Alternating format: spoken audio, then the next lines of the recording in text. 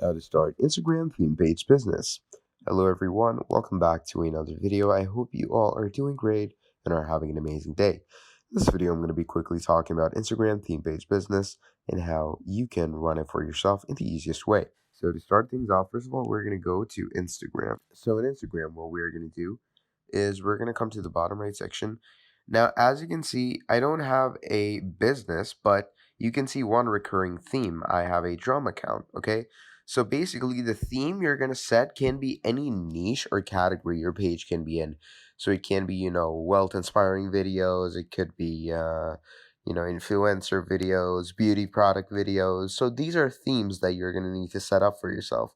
So choose a theme, okay? And you're going to start uploading content about that theme. So as you can see, I have a lot of drumming videos, right? So there's drums, there's more drums, there's more drums, there's just music, drums, more drums. So you get what I mean. So once you upload this content, what you're going to do, you're going to go to settings and privacy. You are going to go to your account preferences, okay? So account type and tools. And now you're going to switch to professional account, which will take you into a business spotlight. And that is about it. So that's how you can start an Instagram theme page business. Thank you for watching, and I'll see all of you next time. Goodbye.